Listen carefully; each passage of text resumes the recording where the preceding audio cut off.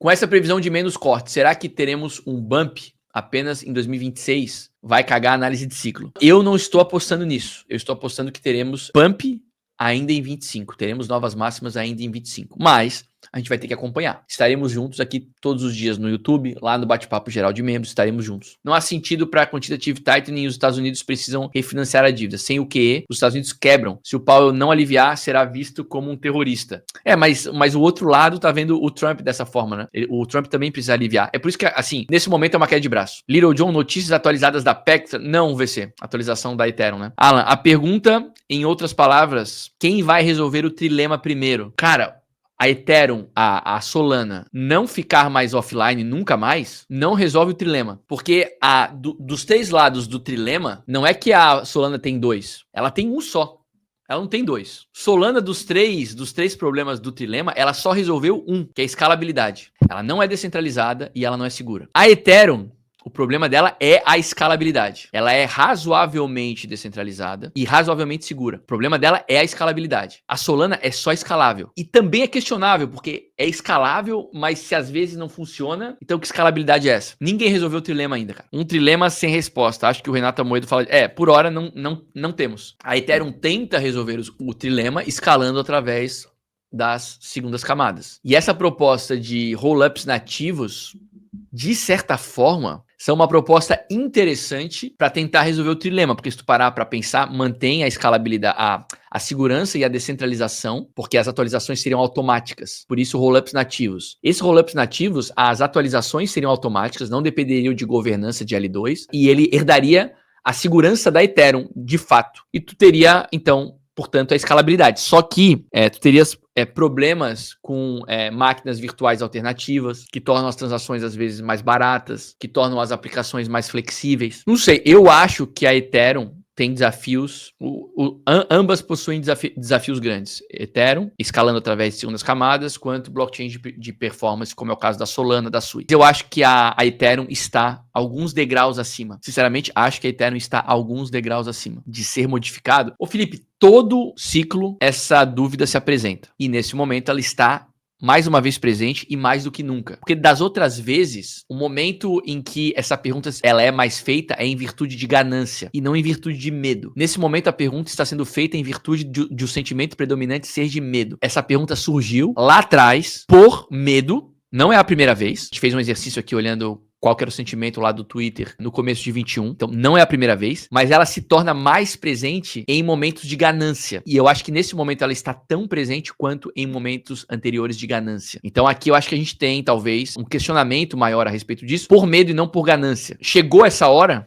de que o ciclo foi alterado, eu não sei ainda, cara. Eu não estou apostando nisso ainda. Porque, de novo, ao mesmo passo em que o sentimento do investidor de varejo é de medo, o investidor institucional diz estar vivendo num mundo paralelo porque nunca esteve tão otimista. E aí não é só o Matt Hougan, hein? Você pode falar, João, mas você está sempre olhando o Matt Hougan. Eu compartilhei com vocês hoje a fala de um executivo da BlackRock dizendo que os seus clientes estão extremamente otimistas com Bitcoin e aproveitaram essa queda para comprar mais. E que estão vendo nessa queda uma oportunidade de aportar mais em Bitcoin. Então, Felipe, eu não estou apostando que esse momento já chegou. Luiz, se você pensar nas leis naturais e condições limitantes recorrentes, a Luiz escreve bem, né? Usa bem as palavras, usa bem as pontuações. Coisa linda, Luiz. Se você pensar nas leis naturais e condições limitantes recorrentes, é esperado que não haja solução. Cada rede terá as suas utilidades. Pode ser, que eu acho que é a tese de um futuro multi-chain, né? Só que eu acho que esse futuro multi-chain poderia muito bem ser segundas camadas da Ethereum. Poderia muito bem ser as segundas camadas da Ethereum. Não poderia? Quando a gente pensa em multi-chain, a gente pode falar,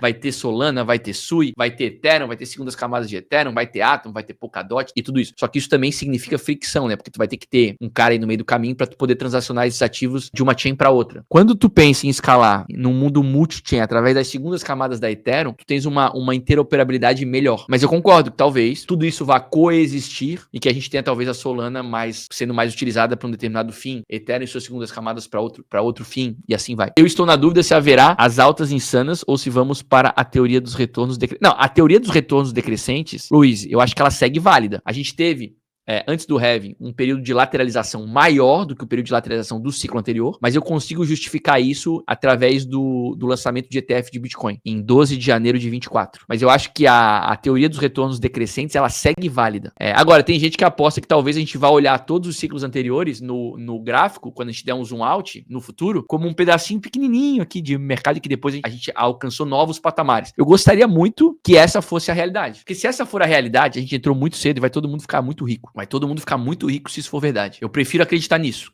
mas eu não tenho certeza. Por hora eu consigo entender que o período de lateralização antes desse último halving foi maior do que o período de lateralização do ciclo anterior por conta do lançamento de ETF. Galera, vamos lá. Ninguém tem bola de cristal, ok?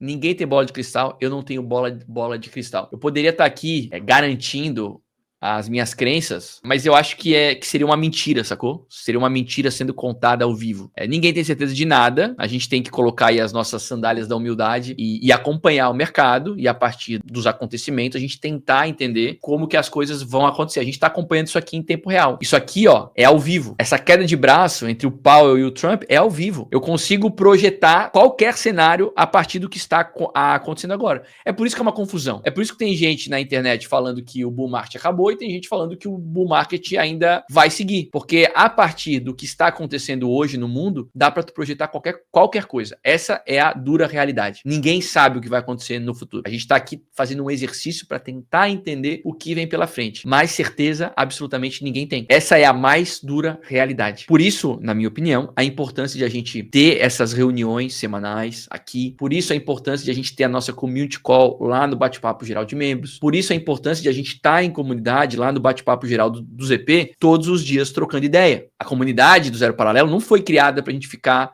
especulando meme coin, a nova meme coin do dia. Claro que a gente fala também sobre preço, claro que a gente quer tentar entender em que ativos a gente deve investir, como que a gente deve montar a nossa carteira, sem dúvida nenhuma. Vamos fazer isso e temos que fazer. Agora, não pode ser só isso.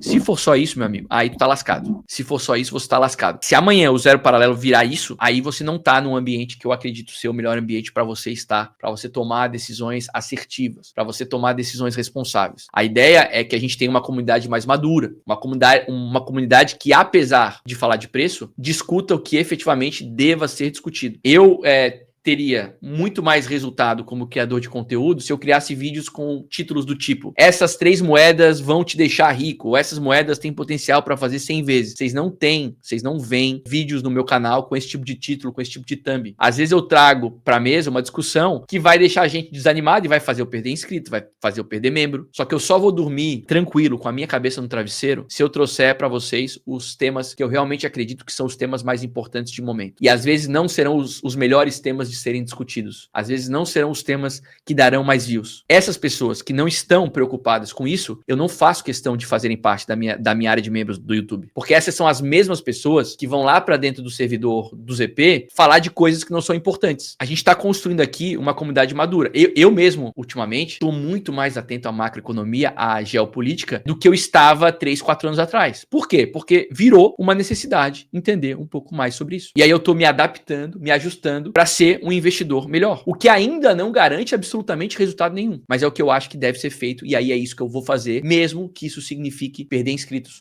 mesmo que isso signifique perder membros. Aqui a gente está tentando construir um ambiente saudável de pessoas maduras, inteligentes, que não estão aqui para resolver a sua vida financeira na próxima semana. Esse tipo de comunidade eu deixo para outras pessoas. Não é o que eu gostaria de construir aqui. E aí eu conto com vocês para a gente trazer essas discussões que são válidas, que são importantes, que estão abaixo da superfície.